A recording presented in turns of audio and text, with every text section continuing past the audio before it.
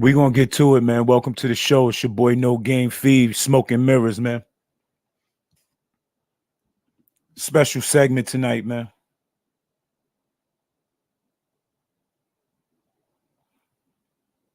We gonna get into it.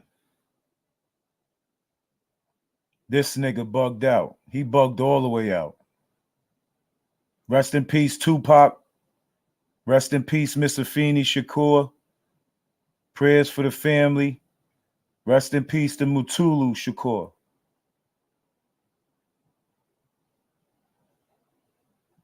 We gonna get into this.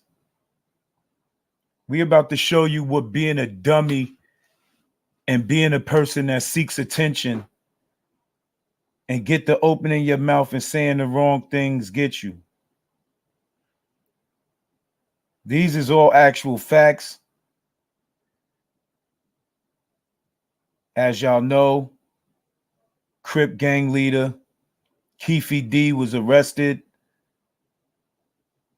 He's about to be indicted for the murder of Tupac Shakur because he wanted to be in front of a camera so bad and he wanted to talk so much.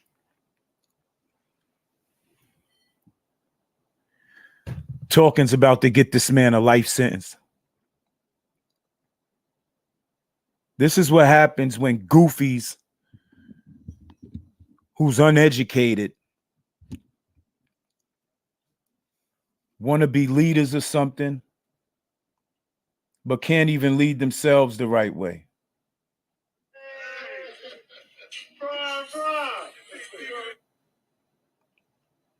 Keefe D was a gang leader. He talked about what happened 27 years ago, and because of him talking about what happened 27 years ago, there's about to be a conclusion and a conviction in the Tupac murder. And if y'all pay attention and remember, Keefe D implicated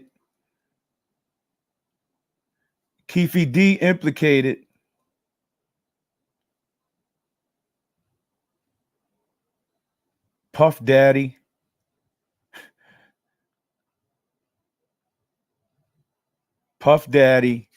and who else knows is involved. His nephew's dead, God bless the dead. His other two homeboys is dead, God bless the dead, right?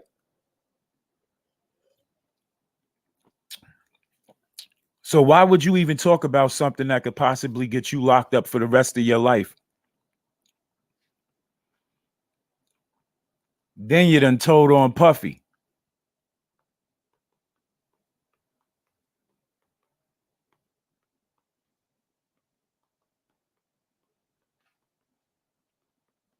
Clowns.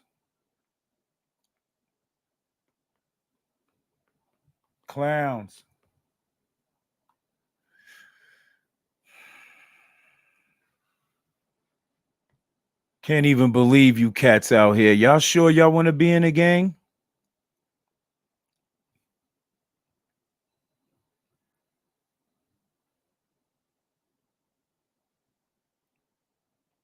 Y'all sure y'all want to continue to be in a gang?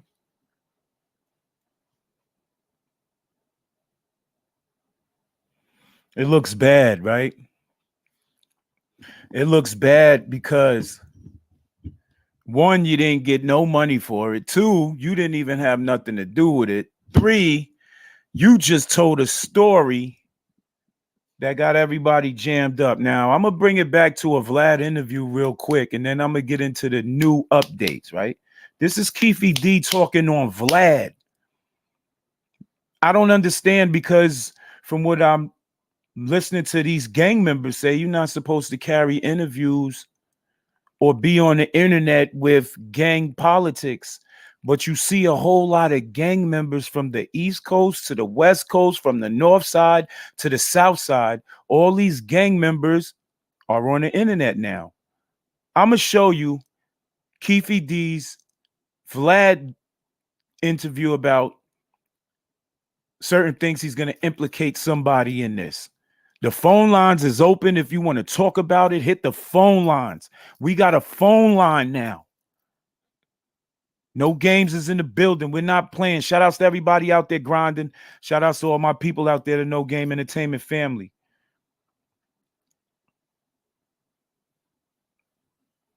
But right now, we're gonna listen to some things real quick.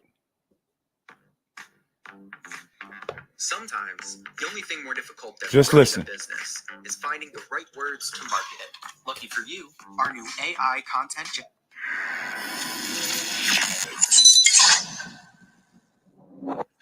Well, in fact, there was the rumor that after Pac got killed,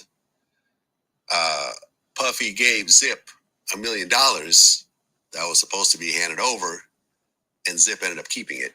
And I remember when I interviewed TK Kirkland, who was actually roommates with Zip at one point. They were that close. He actually said, yeah. The feds said that too. He said that shit actually happened.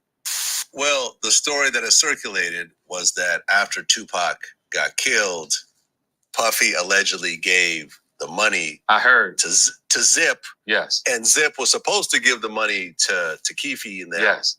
But he never gave the money to him. But thank God he never gave him the money, right? Think about it.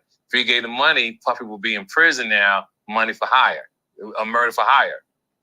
So thank God. It's just a true story. I'm not saying yes or no, but if he would have gave them the money, it'd have been a murder for hire and Puffy would be locked up. The FBI said he's a dirty motherfucker. Yeah, and he even said that, like, in retrospect, that was probably the best thing that could have ever happened to Puffy. By Zip stealing the money, now Puffy isn't connected to that shit. Or else it would have been like a murder for hire or something, you know what I'm saying? The FBI said so the FBI told you he was a dirty motherfucker, yeah. So the FBI told you that Zip kept that money as well. They said Zip's a dirty motherfucker. Everybody crossed you. You're the last one to know every fucking thing. Even lawyers, your friends, everybody can cross your ass. You just don't know. Even the dudes you was riding in the car with every day, like a low jack. Like, what the fuck? Yeah, well, I mean, like I said, Zip had a history of ripping people off. Yeah. He never ripped me off. Well, otherwise he wouldn't have. Did he technically do? I mean, if he kept the money that supposedly. True. So actually, he ripped you off for $1 million. Yeah, yeah. If that's what happened, yeah. They sure said it. The FBI said that. The people down, yeah, U.S. attorneys, all of it, they said that. Zip's a piece. They said he's a piece of shit. But I didn't ever know that he got no money. But they said he got it. Yeah. Yeah.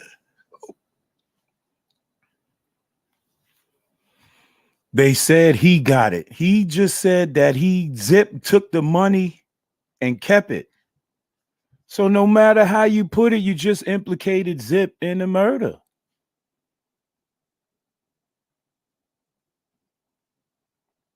How else was y'all told to put the moves on Tupac if Puffy didn't send the word to somebody? Y'all was connected to Puffy through Zip. Remember saying that? Cheesy eating D? What makes you different from any rat running the street? And you a gang leader at that. That makes you look really bad.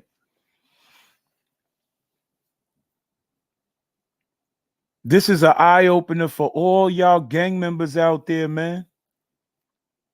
Y'all out here following people, man, and y'all don't even know that some of these leaders, so-called leaders, they folding at the instant. And some of them ain't even folding under pressure. They just telling on themselves. He was on Vlad talking about the feds came to him, told him that Zip was a dirty motherfucker, and everybody gonna turn on you if they didn't turn on you already. Goofy, you was used as a pawn in a chess game, and it was stupid. Now, Puffy can't even be tied to it. Puffy can't be tied to that. The only way Puffy could be tied to that is if Zip get caught, and I'm not going to say he's dead or not, but if Zip gets caught and he says, yes, Puffy gave me the money to give to the Southside Compton Crips to kill Tupac. Keefe D, you didn't even shoot the man. You telling the whole story and didn't even shoot the person. You passed the gun off to somebody else. Then you going to say, I'm going to keep it on streets. It came from the back seat. That's not keeping it street. That's telling. Whether the people that was riding in the back seats dead or not, you still told on somebody. This is what that gangbanging stuff is about. Y'all ain't taking care of no communities. Y'all terrorizing them. Y'all implicating these laws. Y'all trying to lay laws down in your communities you're terrorizing, but y'all not even living by the laws that you're laying down. Hit the phone lines, man. We gonna talk for a little bit, man. Hit the phone lines, man. Because I feel like talking right now. I feel like talking right now. You want to join the show? Comments. The link is in the comments. You could join the show. We not playing, man. We are here to talk about realness because for the last 2 decades, the gang politics been taking over the East Coast a lot. They've been on the West because that's where it's born and raised from. But a lot of the dudes who say they originals and they come from this era and that era, y'all looking crazy out here. First, it was Suge running his mouth so much. Now you, Keefe D, y'all crazy out there. And y'all want people to follow y'all and represent what y'all represent. Y'all giving what y'all represent a bad look and a bad name. That's wicked. How the gang leader out here telling? We're gonna play this little clip right here. This is courtesy of the news, but Law and Crime. We gonna play this right here, and they're gonna talk for a minute. Let's hear what they got to say. But the wheels of justice turn slowly sometimes, and that was the case here. But they got it done. 27 years after rapper Tupac Shakur was shot to death in a car in Las Vegas, a man who confessed to his involvement in the crime is behind bars. Who shot Tupac? The keeper for the code of the streets. It just came from the backseat, bro. That was Keefe D. That was Keefe D.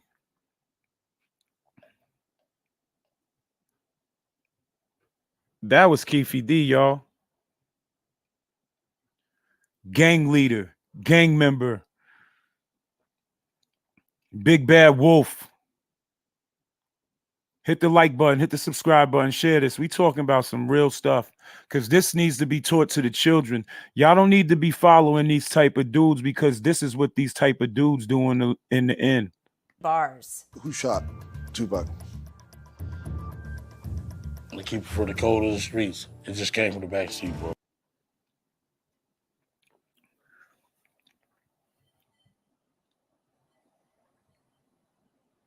I'ma keep it cold to the streets. It came from the back seat, bro. That's what the gang leader just said. I'ma keep it cold to the streets. It came from the back seat, bro. You told on dead people, thinking that it can't be charged. But where your goofy self went off to the deep end is that you said you had the pistol first. And you passed the pistol to the back seat to your mans that was sitting behind the driver, and the dude said he wasn't doing it, and your so-called nephew grabbed the pistol, reached over homeboy, and shot up the car. You had the gun first, Keefe. You had the gun first. And you passed the gun around. And now look at you.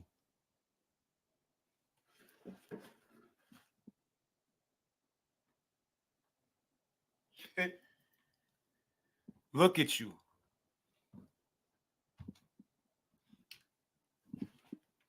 Now you about to go down for the murder.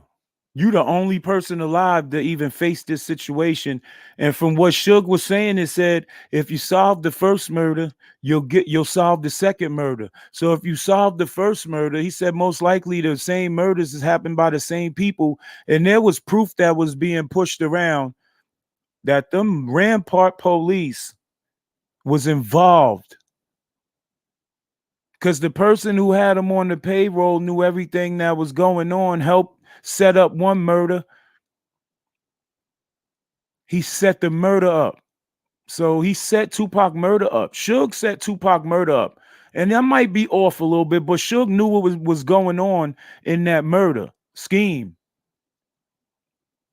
Suge knew Pac was leaving.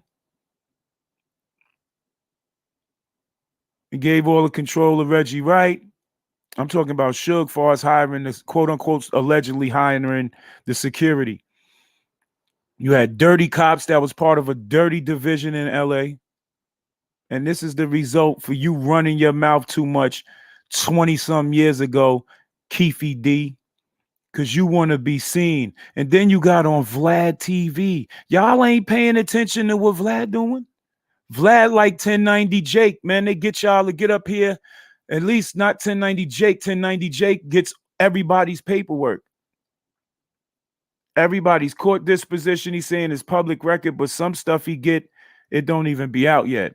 Vlad, on the other hand, gets you to confess on certain things by your own admission. And what you did, Keefe D, is you admitted to participating in a murder. There's no statute of limitations on murder. But this is what happens when you're not educated and don't know nothing.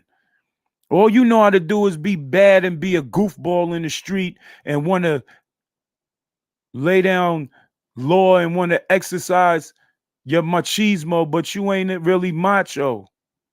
You stupid. That was real stupid. Now you about to leave your family behind. You real selfish and goofy. No respect for you gang leaders like that lead people into the fire and then turn around and tell on them. I know a lot of people that's floating around out here in this community, and I don't even deal with too many people, but I know some people's histories where a lot of people is cooperating and they think that they low in the street and nobody knows what's going on. It'll eventually come out.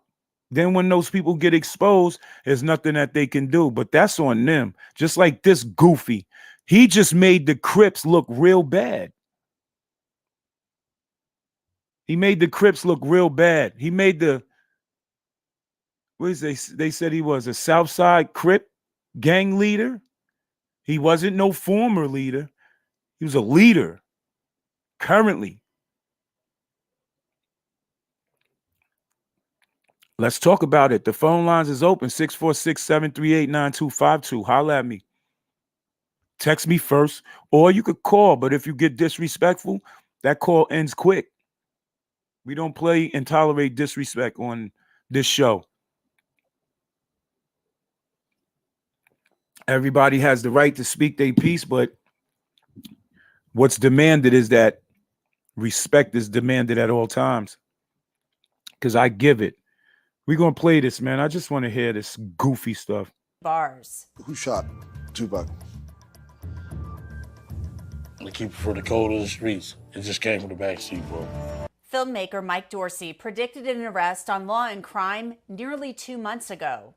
I think that they are going to close this case. I think that there is very likely going to be an indictment. Thanks for joining us here on Law and Crime. I'm Anjanette Levy. Las Vegas Metro Police took Dwayne Keefe D. Davis into custody Friday. He's being held on charges related to the 1996 murder of rapper Tupac Shakur. Las Vegas Metro Police searched Davis's home in Henderson, Nevada in July. The Las Vegas Metropolitan Police Department. We have a search warrant for the resident. You need to come out with your hands up, your hands For talking. At the same time, a grand jury was investigating Tupac's murder. Tupac Shakur was shot as he was riding in a car driven by Suge Knight one night in September 1996. Tupac had gotten into a fight with a man named Orlando Anderson at the MGM Grand during a Mike Tyson fight. The shooting of Shakur was believed to be retaliation for the fight. Keefe D later confessed that he gave Anderson, who was his nephew, Later confessed. Right after that, you confessed. the gun to shoot Tupac Shakur. He made the statement in a proffer to police, but the statement could not be used against him in court. Years later, Keefe D. He made a proffer. A proffer means you made a deal. And in that proffer, you have to admit and you have to state some things. Not only did he do the goofy thing by crossing over and making deals, he made a deal in a state that has nothing to do with the location of the murder. He made a deal with the California prosecutors, the U.S. attorney. He made a deal with in California because he got busted in California for drugs. But you talking about a murder that happens in Vegas in California. That can't help you. But you write a book, though. But you write a book. The book's a tell-all book. Like you that broke, bro, that you had to write a book and you had to expose everything that you thought it was over after a certain year. Somebody must have lied to you and said after 20, 25 years, there's a statute of limitations. Nah. See, if you would have did your history and got educated, there is no statute of limitations on murder. So what you did is you put yourself in a deep hole, man. Then you lied on your nephew because your nephew didn't shoot him. Yo, y'all got to subscribe to the channel, hit the like button, go back a few vlogs. And I got a vlog that talks about who killed Tupac. Suge told it, Tupac bodyguard told it, and they gave detailed information that wasn't released yet. It eventually got released that tells you that there was dirty, foul play by police in both murders. But Keefe D, once you open your mouth and you start talking and you get in front of the cameras and you start running your mouth, this is what the outcome be. You can't take that back. Now you got to fight your way out the pen, and you might not go in the population. You might go right into the elderly infirmary or go in the PC. Should have just kept your mouth shut, goofball. One night in September 1996. Tupac had gotten into a fight with a man named Orlando Anderson at the MGM Grand during a Mike Tyson fight. The shooting of Shakur was believed to be retaliation for the fight. Keefe D later confessed that he gave Anderson, who was his nephew, the gun to shoot Tupac Shakur. He made the statement in a proffer to police, but the statement could not be used against him in court. Years later, Keefe D admitted his involvement in Tupac's murder in his book, Compton Street Legend. Many view the book as a confession. Keefe D wrote about that night. I pulled out the Glock that Zip had given me and tossed it in the back seat. Bubble Up did the driving, Baby Lane and Freaky were... I pulled out the Glock that Zip had given me. Zip's implicated. Bubble Up did the driving. He dead, from what I understand. He's implicated. Baby Lane and Freaky were riding in the back. He's dead. They both dead. Rest in peace to them, but you the only one that's telling this story. So that makes you a part of the whole night. Like you act as if you talking about it from a third party angle. Riding in the back. Like two rams locking horns, Suge and I looked each other dead in the eye. You heard what Suge said in the interview. Suge said he looked the killer in his face and the look like the killer had on his face is that we got a trophy.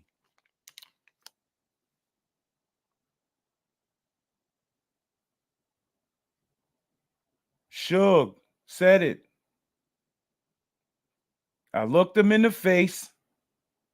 I looked the punk ass N-word in the face. And he looked like he had a trophy.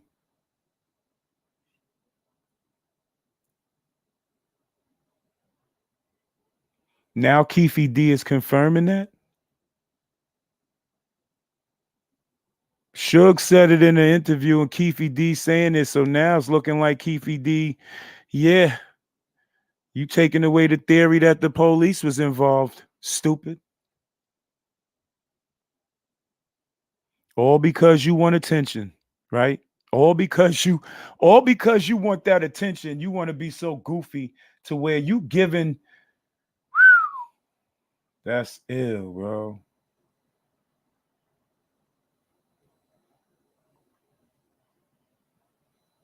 You ill for that, Keefe D. You can't talk about nobody ratting. You can't talk about nobody being a snitch. You can't talk about nobody being a goofy. You can't talk about none of that. I'm about to let y'all hear something real quick. You see what it says, right? See what that says, right? Hold on. Hold on. I'm going to play something for y'all. Hold on. I'm just looking for it right now, but I'm going to play it as soon as I grab it.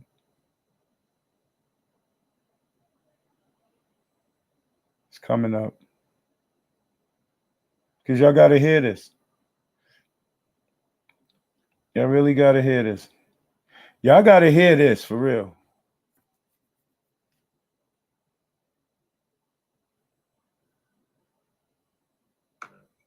I got something I want y'all to listen to. Sometimes, the only thing more difficult than running a business is finding the Colombo crime family, but the case had been dismissed. Robert Amira helped with Suge Knight being introduced to Helen Thomas, who was a Las Vegas businesswoman who owned a Vegas nightclub which was formerly known as Botany's. Botany's previous owner had been convicted for skimming money for the Chicago mob from the Stardust Hotel in Vegas. The club was then purchased by Helen Thomas, who was introduced to Suge Knight through Robert Amira, with the club being rebranded as Club 662, which spells out MOB on a keypad, representing Suge Knight's affiliation to the mob Compton Pyrus. 662, oddly enough, was also the Californian penal code for death row inmates. George Kalisis became the business attorney in it. Kevin Hackey had been arrested after hated in finding the gun at the property, which was then of tracking and tracing them. Group member Fatal's Glock was confiscated by the off-duty San. Tupac was bailed out of prison in October of 1995 with the assistance of David Kenner. David Kenner created an appeal which was approved by a judge, where for a bond of $1.2 million, Tupac would be released from prison and signed to Death Row Records for a 3-album deal. Tupac was bailed out of prison in October of 1995 with the assistance of David Kenner. David Kenner created an appeal which was approved by a judge, where for a bond of what believes the Glock was the same weapon which was bodyguards that night were told not to. Tupac was bailed out of prison. Tupac was bailed out of prison in October of. Tupac was bailed out of prison Hold on, in y'all. October of 1995 with the assistance of David Kenner. David Kenner created an appeal which was approved by $1.2 million from Interscope, which was then used for Tupac's freedom. Biggie was murdered in March of 1997, being 6 months after Tupac was murdered. His death was seen as revenge for the Tupac murder from the accused Southside Compton Crips' ties to Puffy and Biggie. Russell Paul was the first detective placed to investigate Biggie's death, who began to uncover the Rampart Division's connections into Death Row Records. Paul would then link this connection into the death of Biggie Smalls, which ties into the larger theory that the same people were behind both hits, which then used an East Coast vs. West Coast Bloods vs. Crips smokes providing security. 24 bodyguards that night were told not to carry weapons. This had caused Tupac's bodyguard, Frank Alexander, to disarm early, being unarmed while guarding Tupac. His other bodyguard, Michael Moore, had refused to disarm and was taken off of Tupac and was told to go to Club 662 instead. I had two of the toughest guys for him, and Reggie pulled him off of me. It didn't have to happen. Kevin Hackey had been requested to work by Reggie Wright Jr., but Hackey was not in Vegas that night and also had Frank Alexander's security radio, which meant that Frank Alexander could not communicate with the security detail. Hackey was also Tupac's connection to bulletproof vests, which Hackey claimed he always made sure Tupac wore when he was with him. Suge Knight and Tupac, along with the bodyguards and an entourage of Blood gang members, went to watch the Mike Tyson fight in the MGM Grand at 8 p.m. Following the fight, one of the Bloods pointed out Keefe D's nephew, a Southside Compton Crip by the name of Orlando Anderson. Orlando Anderson and the Southside Compton Crips were associated to Bad Boy Records, whose main representatives were Biggie and Puffy, with Suge Knight and Tupac having animosity with them from years prior, which had continued to escalate after Tupac had joined Death Row. Tupac ran over and attacked Orlando Anderson, followed by Suge Knight and the Bloods. At 11 p.m., Suge Knight and Tupac were traveling to Club 662 so Tupac could perform his community service. They were stopped and pulled over by Las Vegas cops, who claimed that their radio was too loud. After being released and stopped at a red light on Flamingo Road and Colville Lane, a car carried out a drive-by on Tupac and Suge Knight's BMW, firing 13 times, hitting Tupac 4 times, and grazing Suge Knight's head. Bullet casings revealed that it was a Glock which was used in the shooting. Kevin Hackey went on Fox News in 2007, where he spoke on his beliefs about the murder weapon and how it had gone through the hands of the police, the FBI, and the ATF. Hackey claimed to Fox... Tupac got killed with a Glock 40. They took that gun off of Fatal week before Tupac got killed. Listen. News that he believes the Glock was the same weapon which was confiscated from Tupac's rap group member called Fatal, which Hackey had then given back to Death Row security. Hackey claimed on the 4th of July 1996, while Tupac was performing at the House of Blues, an off-duty Santa Monica police officer who was working security for the venue had searched Fatal and found a Glock. Napoleon, who was another rap group member of Tupac's group The Outlaws, revealed on his podcast in 2021 how Kevin Hackey had been selling guns to the group and were their connection to bulletproof vests. Napoleon and Fatal is Tupac's family. Napoleon's brother or family member grew up with Pac or knew Pac.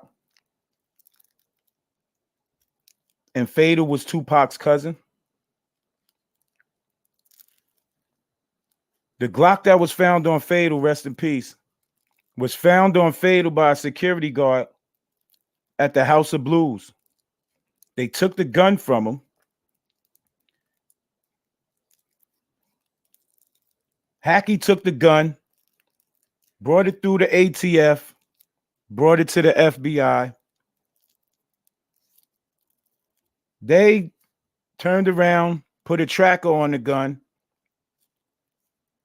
gave it back to Hackey, who's a federal agent, and he gave it back to Reggie Wright and them. The gun that was used to kill Tupac was a 40. It was a Glock 40. How did they know? Because they was already tracing the gun. The feds was already watching. That's how they knew everything. We gonna keep going? Further claimed he believes it could have been part of an operation by the ATF to track the guns. There was a guy named Hackey. He was an undercover ATF. He was selling us guns so we could keep track of them. Yeah. And also he had a Hackey was on their security staff. connection to bulletproof vests. The ancient Egyptians under. Hackey was on their security staff.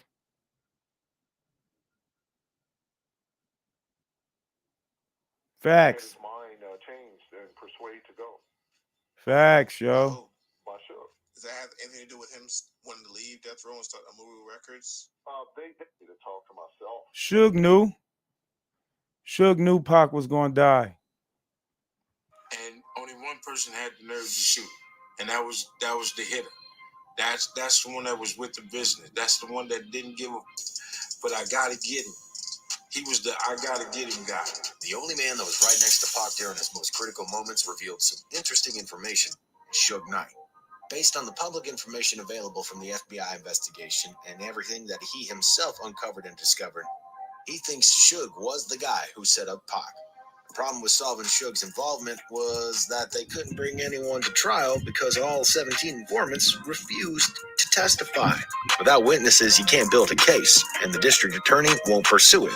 That's why the LAPD and Las Vegas police still have these cases open as cold cases. Someone needs to solve them. Moreover, Frank talked with witnesses and people who testified on camera in his documentaries. Those people talked about how Tupac and Suge had a heated fight in New York at the MTV Awards. After a video shoot, Tupac even told one of the bodyguards, who used to be a good friend of Big Frank, that he felt like a dead man walking. He didn't want to go to Vegas, and he had a bad feeling about it. This was on September 6th, a Friday, just after the shooting incident with Toss It Up. And here's another thing. Tupac had family matters in Atlanta and didn't really want to go to Vegas that night. He wanted to deal with his cousin, who was one of the outlaws, but something changed his mind and persuaded him to go. Big Frank was found dead in his home in Marietta. He was only 54 years old when he passed. While some reports suggest that his death involved a gunshot wound, the exact cause is still under investigation. Some believe it may have been a suicide. Some people find Frank's side of the story more than credible. If someone knew all the little invisible details that we as outsiders cannot reach, that would be Frank. One person wrote, "Trust me, the bodyguard, the maid, and a butler always know everything, period." And another person hinted at the fact that Suge looked different in one of the photos on that night before Tupac was shot dead. Their comment writes, "Suge looks focused, like on a mission to drive to the agreed location, while Pac's haunting picture speaks for itself." He had a feeling and knew it was coming. R.I.P. legend. As for the person who was behind the trigger, well, some say it was Orlando Anderson, some say it wasn't. Some claim that it was definitely Orlando. Another person who was responsible for Tupac's safety was Mob James. James used to keep the Death Row Boys in check, and Pac was just one of the people who he would guard. During an interview with Vlad TV, Mob James reflected on Tupac's death. DJ Vlad brought up an article mentioning Anderson as Tupac's shooter, although he pointed out that it wasn't confirmed. James quickly disagreed, stating that they weren't certain about Anderson's involvement. He said, But we're not sure if it was Orlando. It was clearly sure in that car. We sure. Well, not exactly, because there was 4 people in the car, only one person still alive. And only one person had the nerve to shoot, and that was the hitter. That's the one that was with the business. That's the one that didn't give a, but I gotta get him. He was the I gotta get him guy. Anderson was initially named as a suspect in Tupac's murder during the initial police investigation, but the Las Vegas police later stated that there was no direct evidence linking him to the crime, as reported by the LA Times. The following year, Tupac's mother filed a wrongful death lawsuit against Anderson, accusing him of killing her son. Anderson himself died in 1998, just 2 years after Tupac, in a gang shootout that also claimed the life of another person who was also believed to be associated with the Southside Crips. So what y'all think about this story that Big Frank told? Was he right about Suge Knight really being the one who wanted Tupac gone? If so, that would mean Suge Knight was more than just a big bully. He was a snake who manipulated everybody around him. Let us know what you think about it down in the comments section below. If you like it.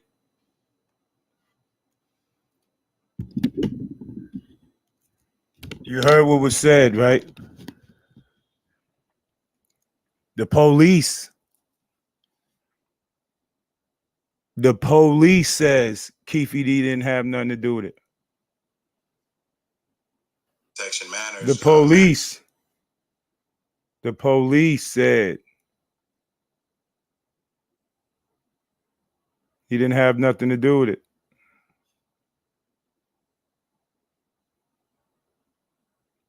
What are we talking about?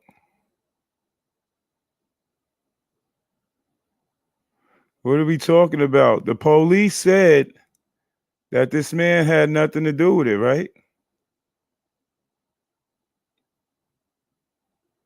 The police said it.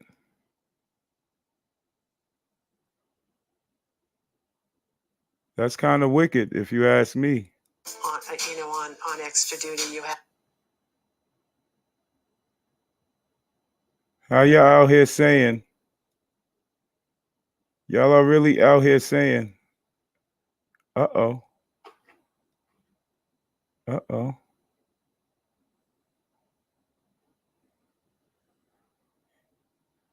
Keefe, how you saying you passed the gun to the back? It came from the back seat.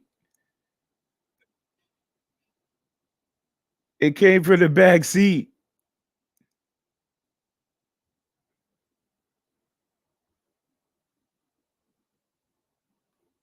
Y'all different.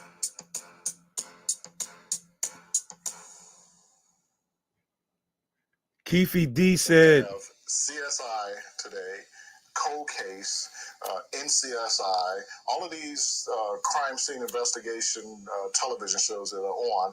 And if I'm not mistaken, one of them takes place right here in Las Vegas.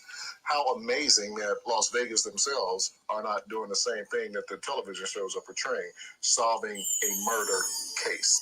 Occam, a 14th century teacher of logic, said, "All things being equal, the simplest solution tends to be the best one." In the case of Tupac, it turned out to be the truth.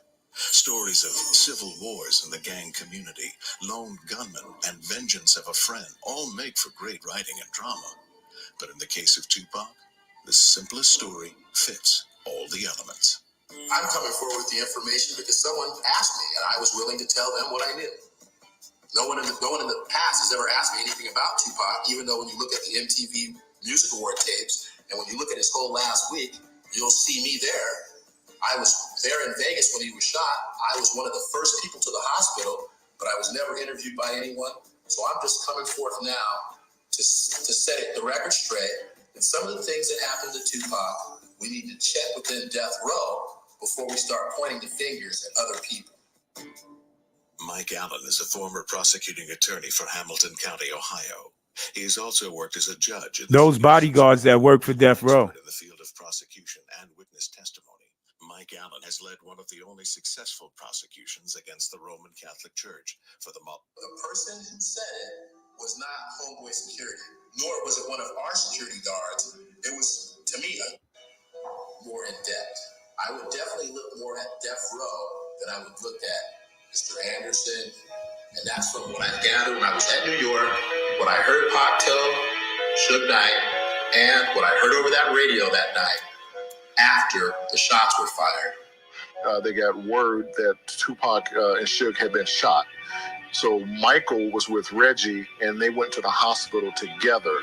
And Michael talks about hearing something over the radio. Well, he would have heard it over Reggie's radio because he wouldn't have had a radio that night. Right before me and Mr. Wright got in the vehicle to go get to the hospital, someone else came on the radio and said, "Hey, don't say nothing over the radio." That communication, however obtained, either through search warrant or otherwise, needs to be gathered because I pulled the Glock out that Zip had given me and tossed it in the back seat. Bubble Up did the driving, Baby Lane and Freaky were riding in the back. Big Cap, this is Tupac's bodyguard talking, y'all. Back over to Club 662. Maybe the police should have concentrated more on death row, the Nextel phone bills, and other things that could have helped them investigate it more in depth. I would definitely look more at death row than I would look at Mr. Anderson. And that's from what I've gathered when I was at New York, what I heard Pac tell Suge Knight, and what I heard over that radio that night after the shots were fired. They got word that Tupac and Suge had been shot. So Michael was with Reggie, and they went to the hospital together. And Michael talks about hearing something over the radio. Well, he would have heard it over Reggie's radio because he wouldn't have had a radio that night. Right before me and Mr. Wright got in the vehicle to go get to the hospital, someone else came on the radio and said, "Hey, don't say nothing over the radio." that communication, however obtained, either through search warrant or otherwise, needs to be gathered, because how can you tell a conspiracy if you don't have the conspirators and you don't have the communication between the people that are actually running the conspiracy? You've got to know a timeline of the individual who is your target. You've got to know where they're at, where they're going to be, who they're going to be surrounded by. And the second thing is, following that timeline, knowing when they're in, you're going to have to plan according to that.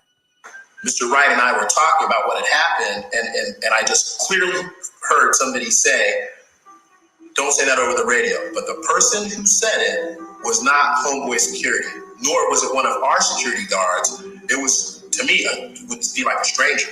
Someone, and the person that said that was Caucasian, definitely not African American. Nextel sold a push-to-talk feature, which was essentially a walkie-talkie over a cell phone line.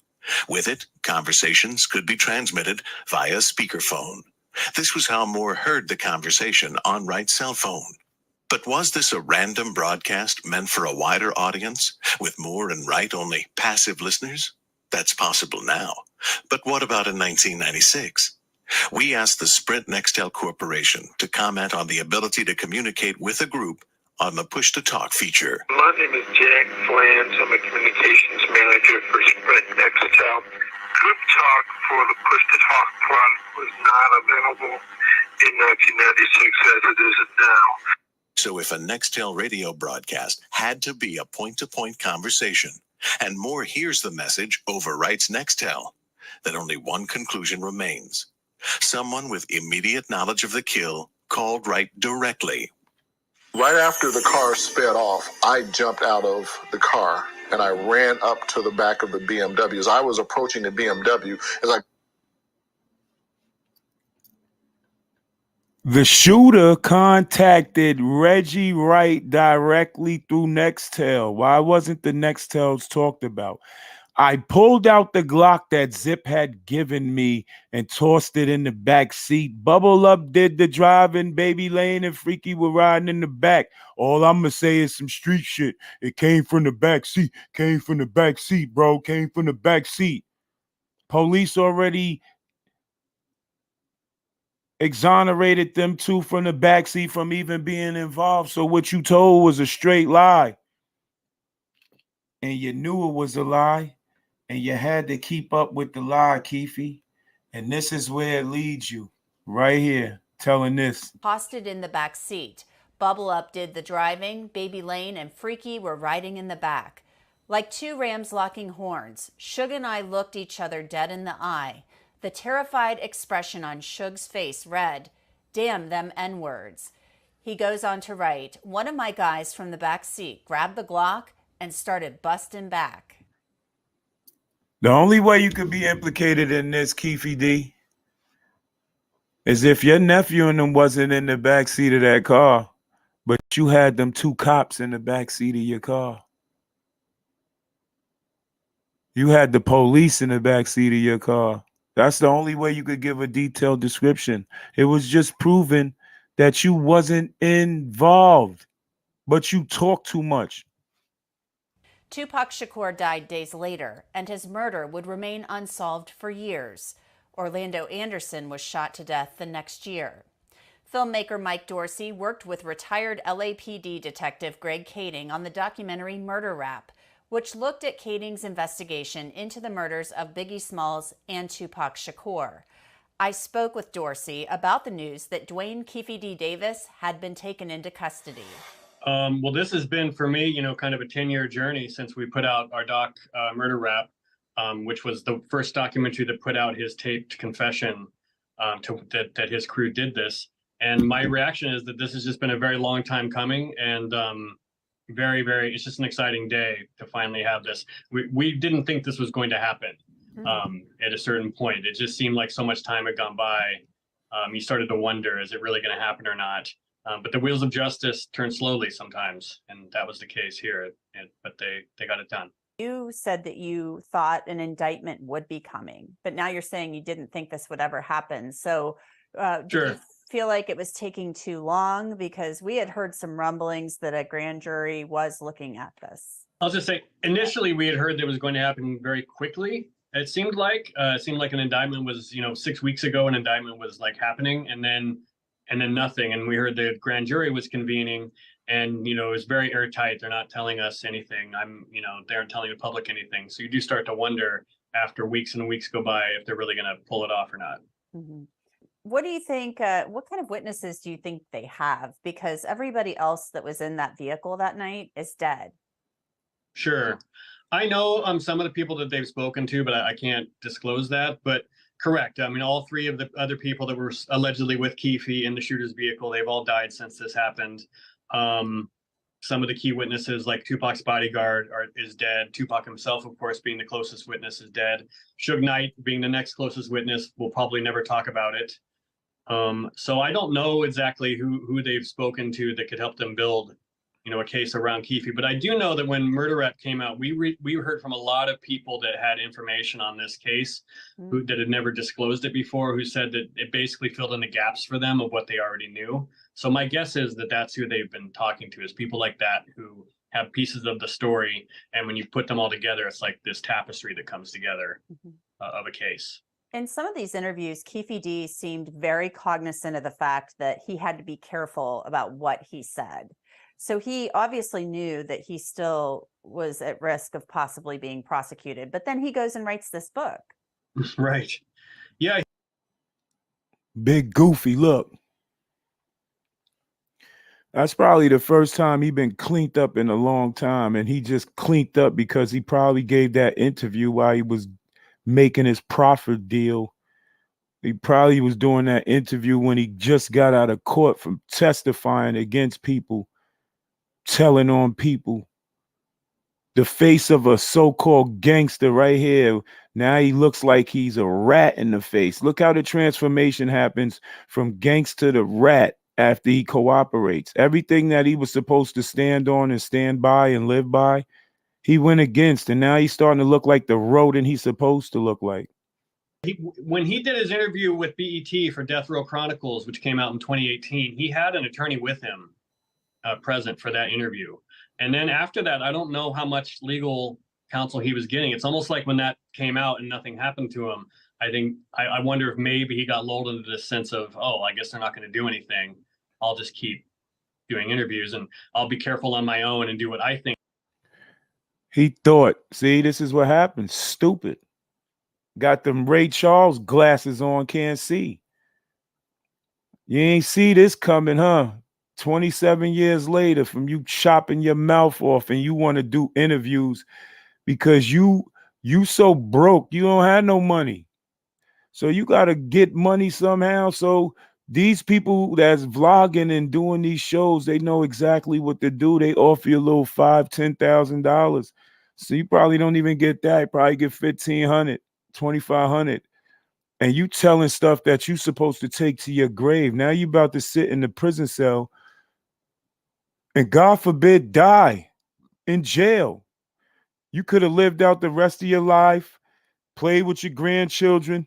Now they got to visit you through a glass, and you put your whole family through that, Goofy, and you had the SWAT and all them people at your door with your family around it. Goofy. I can get away with saying without going too far. But yeah, it seems clear. I mean, the fact that you bring a lawyer with you to an interview to make sure you don't say too much does tell you that he must have, at least in the back of his mind, considered that he might still be able to be prosecuted for this. Mm-hmm.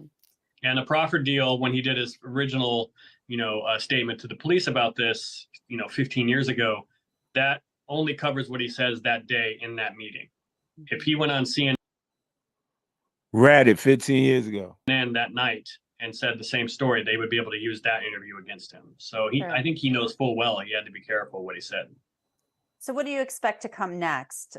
Obviously, Keefe D had to know something might be coming since a search warrant was executed on his home. Sure. We don't know what the charges are yet. I'm hoping that if there's a press conference today, that they'll tell us what he's actually being charged with and confirm, of course, that it's for this case. Mm-hmm. And the next, I would think that he might want to do a deal, or that they might be interested in doing a deal. I don't know anybody wants this to go to trial and have that circus in Vegas. And so I would suspect. Images of SWAT police going up in Keefe D crib.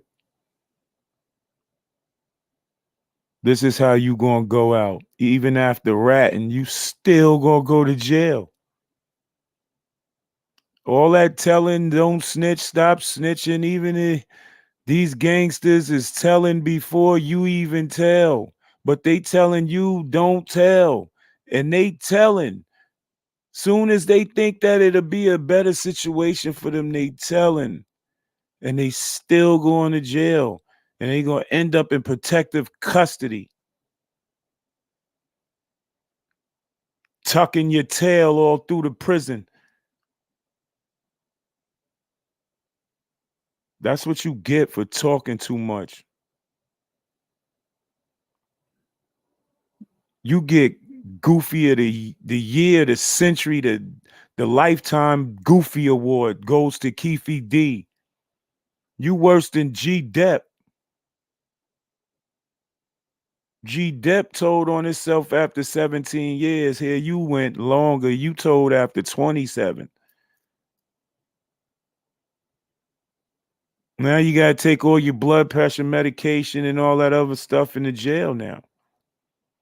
Can't turn your TV on and off when you want to now. Can't go to the fridge. Can't go out late at night, stand in the front yard. Can't hang out in the backyard with the homies. Can't play with the kids and the grandkids no more. You completely committed the stupidest act ever in the life of mankind. You about to pay for everything that you put yourself in.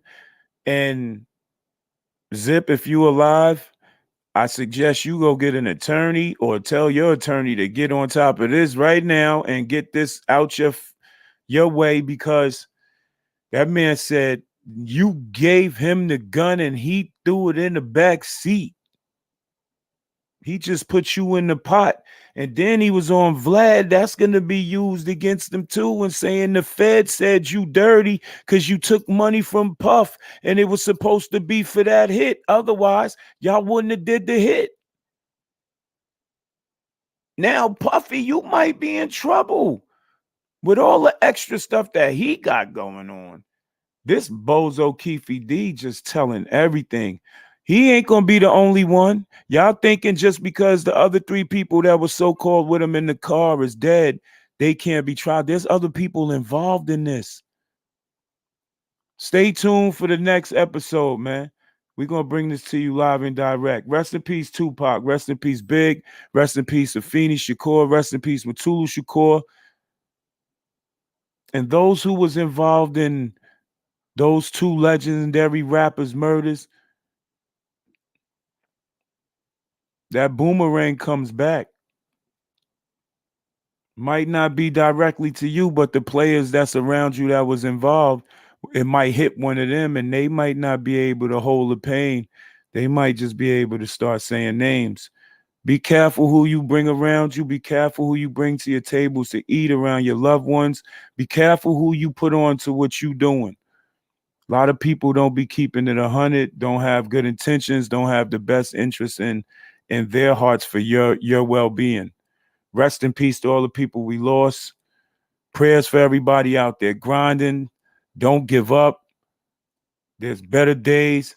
Make sure y'all go get my book, Heartly Life Volume 1, all over every platform. It's in Barnes and Nobles. Make sure y'all go get my magazine, No Time for Games, the magazine, next hip hop magazine that's promoting independent entrepreneurs, artists, producers, business owners, all of that. Make sure y'all go get my magazine, No Game Beauties. I got a lot of good things happening. Stay tuned for more updates that's involved in this situation as we bring it to you. At the end of the day, all you could do is Stack Chicken. Sponsored by Stack Chicken, the new clothing line that's about to drop. And give a little bit more love than hate, man. Love always wins in the end. You heard? Love us always.